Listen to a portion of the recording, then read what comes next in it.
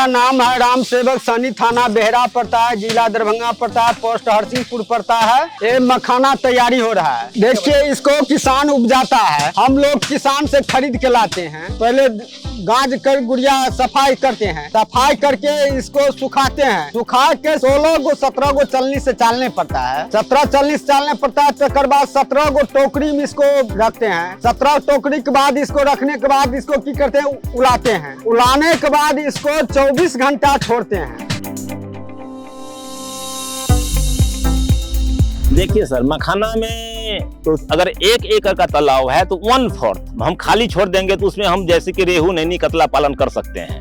लगभग 3 से 4 feet 5 feet पानी होना चाहिए। जिस डीप है उधर हम मान लीजिए माने मखाना को बांस की खुट्टा गाड़ करके घेर देंगे तो मखाना पौधा उधर से पता नहीं आएगा, तो मखाना चरने के लिए पूरा तालाब जाएगा, लेकिन सांस लेने के लिए जो 1/4 खाली जगह है उसमें आ जाएगा। तो उसमें हम रेहू, नैनी, कतला कर सकते हैं। लेकिन मान लीजिए कहीं अगर हम पूरे मखाना कर रहे हैं, इसमें सिंघी, मांगुर, कबोई, गरई मछली जो आता है उसको भी पालन कर सकते हैं, तो वो मछली मखाना के अंदर में रह सकता है, उसको कोई इससे ऑक्सीजन से कोई प्रभाव नहीं पड़ता है। 24 घंटा छोड़ने के बाद इसको फिर 6 बजे शाम से धरते हैं, 10 बजे रात तक इसको तैयारी करते हैं। फिर 3 बजे से 8 बजे तक तैयारी करते हैं। तब होता है 5 बोरी लावा। 7 से 8 तक लेबर लगती है। तकर बाद हम लोग किसान से आते हैं तो कोई व्यापारी लोग आता है तो इसको हम बेच लेते हैं। इससे 6 ठो कढ़ाई चढ़ता है। 7 माह तक में जाकर उसको जब पटपटाता है तो उसको क्या करता है, 2 मिनट के अंदर में जो उसको तैयारी नहीं किया जाएगा तो उसको गिट्ठी बन जाएगी। गिट्ठी के बनने के बाद उसको 10 रुपया 20 रुपया किलो पर बिकने लगेगी। और 10-20 रुपया किलो अगर जो नहीं 2 मिनट के बाद इसको तैयारी करेगा तो लाभा बनेगी। पूरे दिन में लगभग 3 से 4 बोरी होती है। किसान करता है, इसमें बहुत मेहनत है। इसको पहले कदवा करती है, कदवा करके खेत में रोपती है 1 डेग पर। 1 डेग रोपने के बाद इसको की करता है, पानी मारता है, खाद मारता है। खाद मार के बाद इसको उपजाता है। उपजाने के बाद लगभग 3-4 महीने पर इसको फल होता है। इसको फल पानी में गलता है, गल के वो सार जमीन पर बेचता है और बाली का लेबर आकर उसको बटोरता है। जैसे बटोर के एक जंग जमा किया, एक जंग जमा करके तकर बाद उसे हम खरीद के हम लोग तौली करके ले आते हैं। तकर बाद इसको हम भुलाई करते हैं, इसको तैयारी करते हैं। हमारे लिए यहाँ लगभग 2 पिटना पर 14-15 लेबर की जरूरत पड़ती है। उसको तो हाथ यहाँ के जल जाती है, यहाँ के तरह जलती है। पिटना ऐसे मारने पड़ती है, ऐसे मारने के बाद उसको जो हाथ में ठेला पड़ जाती है, पसीना से उला जाती है।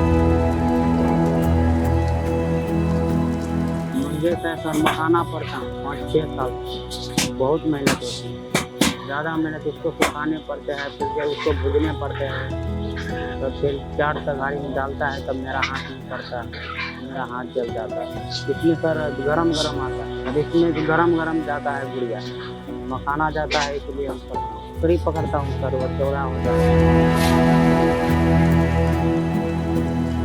सरकार बोला है मखाना के लिए इस बार हम सब जोर लगाएंगे, जो बढ़ाएंगे। अब क्या करेगा नहीं करेगा सरकार के ऊपर है। नाम तो लिया है, सुने हैं, अब देखते हैं हम सब। नहीं सर, पुरानिया का ही मखान हम सब, दरभंगा के सबसे बेहतर मखान होता है। यहाँ जो है जो साइज बड़ा रहता है, साइज थोड़ा उधर का छोटा रहता है, इसलिए नाम चलता है दरभंगा का ही। कैल्शियम ज्यादा उसमें पाता है। हम सब में जो है जो कैल्शियम नहीं डाला जाता है सर। ये तो अब ऊपर वाले को दया, सरकार जो करे, हम सब तो फोड़ने वाले हैं। हम सब तो मजदूर ही समझिए, मजदूर ही है। हम सब ब्याजी में उठाते हैं, अपना काम करते रहते हैं। 1 से लेके हमें 16 तक झरा बना रहता है। 16 तक को हम सब झाड़ते हैं। जैसे ये हो गया 1, ये हो गया नीचे 2, वो हो गया नीचे 3, वो हो गया 4, वो हो गया 5, वो हो गया 6, 7, 8, 10 कहाँ गए हो। साइज में ये बड़ा है, हम सबसे बराबर ही साइज लेता है। अब जो बनाता है वो अपना मनवारी लोग बनाता है। आज तो अभी उतना गला हुआ नहीं है, लेकिन इस जलकर का जो है ज्यादा पानी आने से ये धस जाएगा, सूजी बुर जाएगा। इसीलिए अभी जो है सो फर्स्ट में जो है सो मखाना निकल रहा है। पूरे 200 एकड़ में मिला जुला करके, जैसे कि बहरा और 145 एकड़ है। मेरा लड़का को मैंने आम डाक से लिए हुआ है। एक जगह 145 एकड़ का मान लीजिए तालाब है, उसमें खेती हो रहा है। और कहीं कहीं पर जाकर के जो है जैसे कि 10 बीघा 20 एकड़ 5 एकड़ ऐसे के जहाँ पर जो मिलता है, हम लोग धंधा करने वाले हैं, तालाब लेते हैं उसमें मखाना उपजाते हैं, मखाना निकाल कर ले जाते हैं। यहाँ से मखाना ले जाने का बाद फिर घर पर जो है सो फैक्ट्री बैठे हुआ है। एक फैक्ट्री पर 10 आदमी 8 आदमी 24 घंटा का जो है सो मात्र इस मखाना का जो है 4 घंटा आराम मिलता है। जब घर पर जाएगा तो 4 घंटा रात में सो सकता है। बाद बाकी इसमें सुखाने से लेकर के, भूनने से लेकर के, उसको तैयारी करने से लेकर के सारा चीज जो है उस हिसाब से सिस्टम बना हुआ है, वहाँ पर तैयारी होता है। इससे बढ़ करके दुनिया में कोई काम में मेहनत नहीं है। जैसे कि आप मान के चलिए ये मूंग धान का फसल है, आज मान लीजिए जो है या छीड़ दिया, आकर के जो है लेबर रोप दिया, हो गया, ऐसा नहीं होता है। इसमें टाइमली टाइम अगर कोई बीमारी पकड़ लिया उसका दवा देना है, स्प्रे करना है, सारा सिस्टम से इसको बचा करके उसके बाद जा करके जो है सो जैसे अभी निकाल रहा है, पानी से निकालेगा, उसके बाद जाएगा घर जाने का बाद धूप निकलेगा, तब जा करके उसको धूप में सुखाया जाएगा। सुखाने का बाद 22 गो 25 गो चलनी पर जो है सो एक आदमी जो है सो बैठ करके, जैसे 7-8 आदमी लाइन में बैठ गया, इसमें चलनी से चाल करके उसमें निके सिस्टम 18-20 रंग का जो है सो मखाना का जो है सो उसको साइज निकाला जाता है। उसके बाद जाकर के उसको सब साइज को भुना जाता है। आज भुनने का बाद 2 रोज, 1 रोज छोड़ने का बाद तीसरा रोज जाकर के उसको जो है सो तैयारी फिर भुनेगा। उसके बाद उस सिस्टम में जाकर के तैयारी होगा। जैसे कि रोपनी टाइम में प्रत्येक दिन 100-150 जिस रोज जैसा होगा, रोपनी कमठौनी टाइम में जो है उतना लेबर काम कर रहा है। अभी निकालने का टाइम में आज मान लीजिए नहीं ज्यादा मजदूर आया, 100-150 होगा, मजदूर आएगा तो 250-300-400 जितना लेबर मजदूर मिल जाता है उतना जो है एक रोज में जो है मखाना निकलवा। कोई ऐसा खतरा देखिए सर, मानिए अभी इसमें 2 फीट पानी है, तो मखाना के लिए लगभग 1.5 फीट से 2 फीट पानी एकदम उत्तम माना गया है।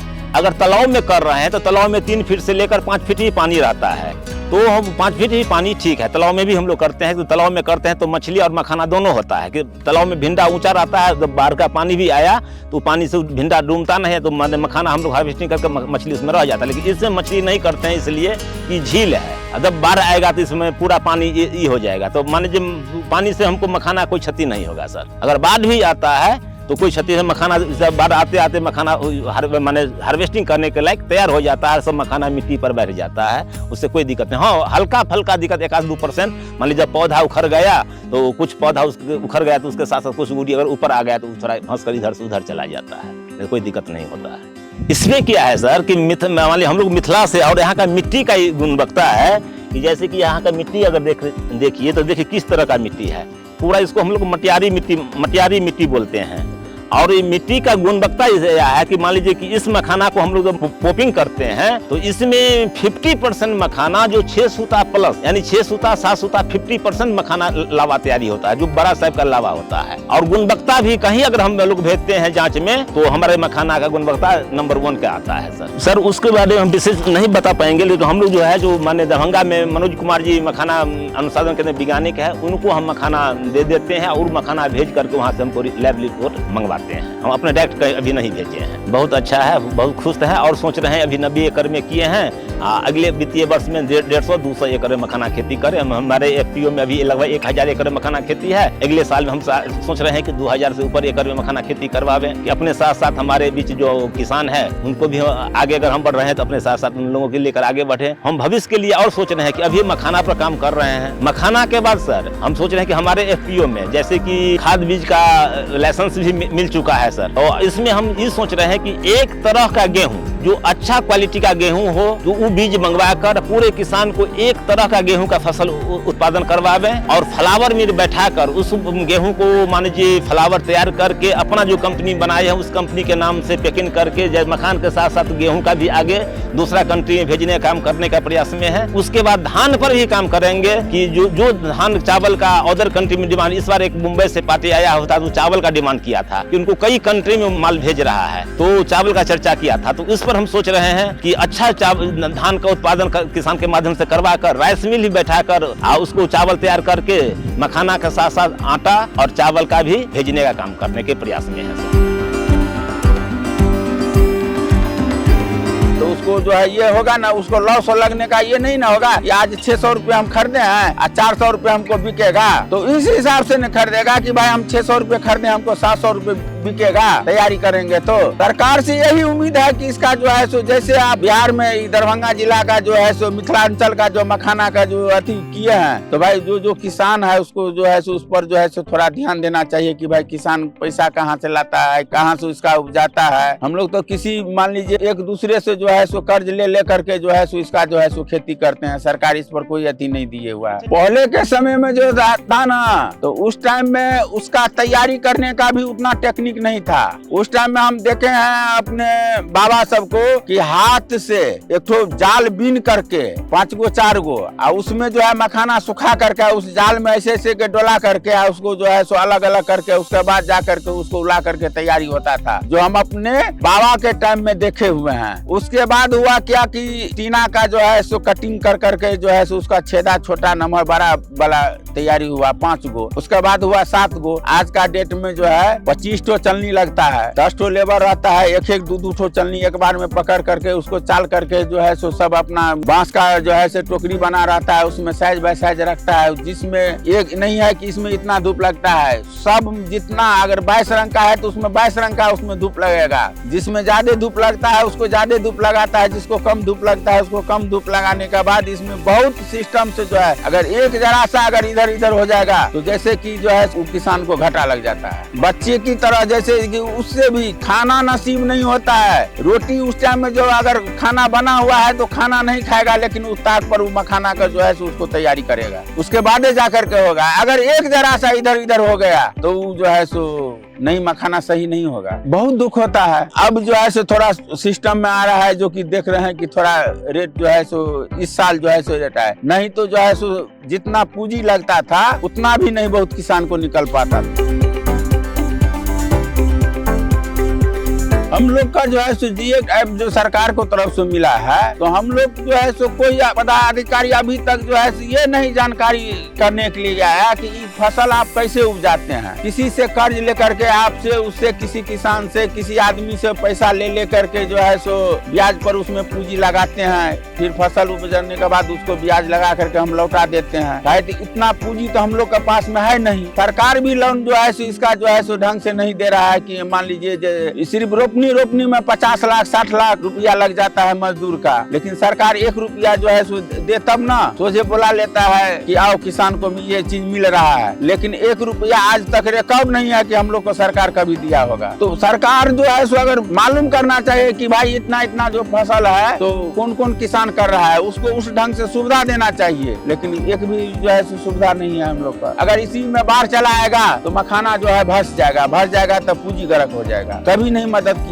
इसमें सरकार जो है जैसे कि इसमें खाद लगता है, टाइम पर जो है दवा लगता है, जैसे कीड़ा पकड़ लिया, कोई तरह के बीमारी पकड़ लिया, उसको बचाना होता है, तो सरकार का जो है तो इस पर कोई तरह के ध्यान नहीं है। सिर्फ योजना निकाल दिया, ये नहीं सरकार मालूम करता है कि भाई आखिर जो कौन कौन किसान उपजाता है और कहाँ पर तैयारी होता है, उसका जो है कोई तरह के लोन ने कुछ हम लोग अभी तक कुछ जानकारी नहीं पाते हैं। सही रेट मान लीजिए जैसे कि मखाना का रेट अगर फिक्स हो जाए, सरकार अगर कर दे कि भाई ये रेट का हम मखाना खरीद रहे हैं, तब किसान का और उपजाने वाला का बेचने वाला का कोई ये नहीं है, इसका कोई रेटे नहीं है। कभी मान लीजिए 500 रुपए किलो हो जाता है, कभी 1000 रुपए किलो हो जाता है, इसका कोई रेट का ये ये नहीं है। ये अगर मिनिमम प्राइस अगर कर दे सरकार तो इससे अच्छा कोई नहीं है। अगर मिनिमम प्राइस सरकार अगर लगा दे कि चलो भाई ये रेट का मखाना का रेट खुला है, जैसे कि धान का है, गेहूं का है, तो सरकार तो कहता है कि ये भाव में हम खरीदेंगे, तो सरकार खरीद रहा है। मखाना का भी अगर सरकार कर दे कि ये रेट का मान लीजिए सरकार का रेट है, तो आराम से मान लीजिए जो है सो जो तैयार करने वाला मजदूर है, किसान है, जो मेहनतिया है, वो तैयारी करके सरकार को देगा।